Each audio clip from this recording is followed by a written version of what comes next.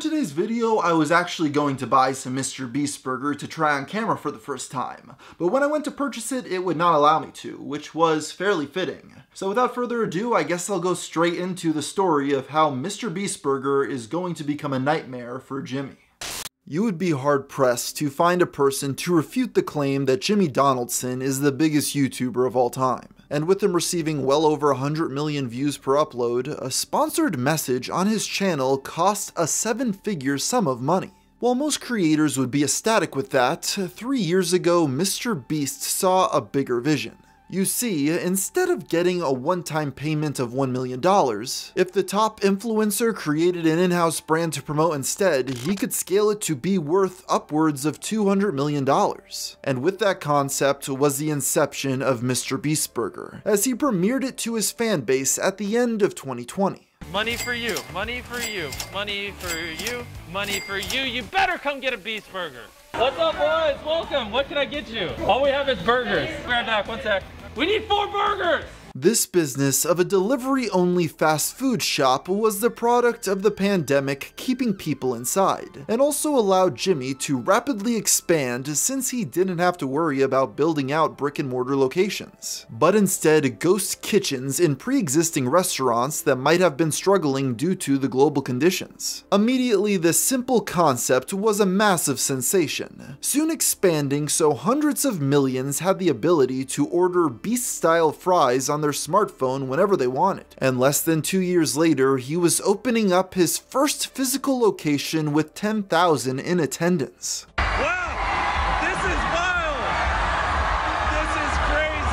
On Twitter, Donaldson said more than 10,000 people lined up for the opening of MrBeast Burger. The chain seemed to be at the top of the world, poised to possibly be the next fast food titan next to the likes of Wendy's, Burger King, and McDonald's. But as 2023 rolled in, YouTube viewers would be hard-pressed to hear much about MrBeast Burger at all, and Jimmy moved on to new ventures. So what happened? At first, many assumed a more positive spin on the story. It was surmised that Jimmy had moved his focus to his Feastable snack business as the world started to get back to somewhat normal, and that MrBeast Burger was still a feather in Jimmy's hat of business accomplishments. He scaled it, it was running to a level he was satisfied with, he didn't feel like dealing with the complicated nature of adding more physical locations, and he moved on to his next win. But this facade started to crumble when the creator Eddie Burback released a viral video in which he criticized and poked fun at the world of ghost kitchens. This gave millions a brand new perspective on the once hot new industry, and YouTube's biggest creator was one of the main focal points. The reason I've waited so long to talk about MrBeast Burger is because it utilizes all 3 main forms of ghost kitchens, including trailers. Now, the leading company that owns these trailers seems to be Reef Global, but as I've been reading some articles about it, it seems like Reef isn't doing so hot lately. They've had a lot of big companies pull business from them. It even looks like Wendy's had a projected 500 locations set to open, but they cut that deal, and Reef later exited its Houston market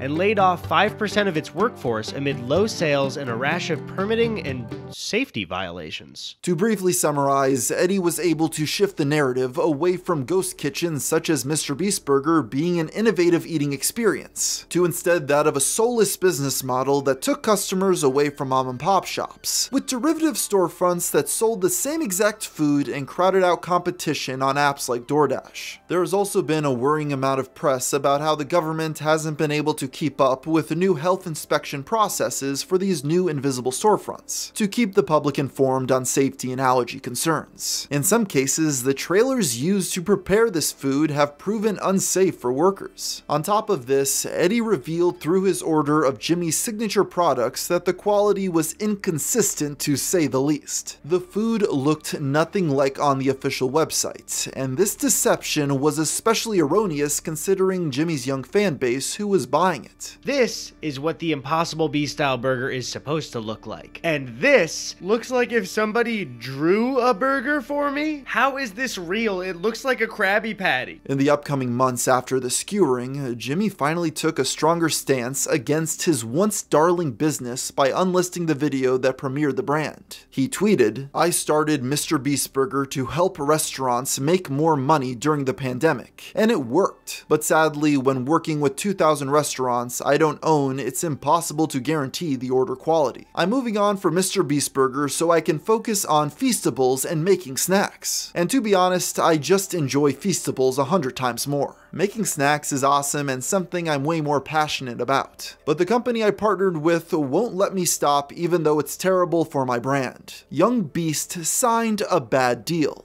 Stripping away Jimmy's upbeat framing from this statement, it was clear the young CEO was irritated with how this business venture played out. Having partnered in 2020 with the ghost kitchen startup Virtual Dining Concepts, things went sour as orders came in that didn't live up to the MrBeast moniker. In a turn of events, shortly after this fallout went public, many of the tweets were deleted and the video promoting the chain was made live again. It was clear to everyone observing that a fight was brewing behind the scenes, as contractual obligations made the YouTuber reverse course for the time being. And it's no surprise that this standoff occurred to many that know the space. When looking at food franchises, there were clearly risks not fully thought out. When a chain like Jack in the Box has a contamination outbreak leading to someone getting sick and dying, it can be a death sentence to the brand. Now imagine if something bad happened to a kid eating MrBeast Burger. Jimmy's face would permanently be attached to that story, even if he had no involvement with the negligence. And for that risk, there is currently not much reward for him to stick with the company, as the mobile food delivery service business is notoriously unprofitable. Those in it are banking on that changing at a later point and want to be on the ground floor. But that might take years, if it ever happens at all, for many of those ghost kitchen startups. With this, it makes more sense why Jimmy is pivoting to the snack and candy vertical. For one, he didn't directly name Feastables after his channel like he did with MrBeast Burger, so it has the potential to have a life beyond just his audience. Additionally, quality control and scalability are a lot easier with prepackaged, shelf-stable food items. It's less complicated to make sure everything is being done properly when you're making chocolate bars in 1 or 2 factories, rather than thousands of kitchens across the country.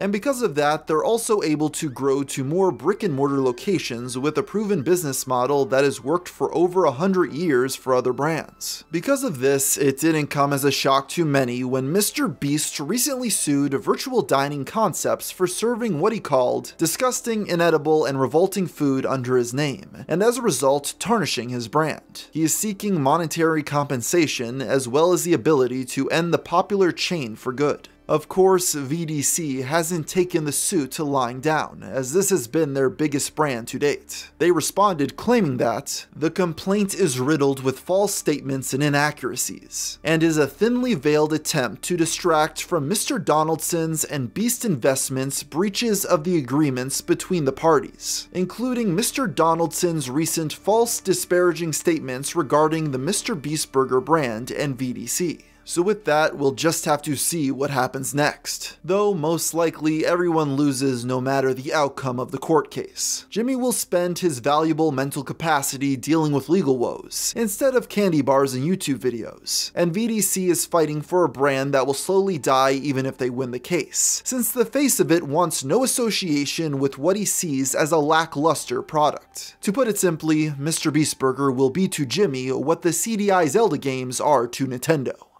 Oh boy, I'm so hungry I could eat an Octorok!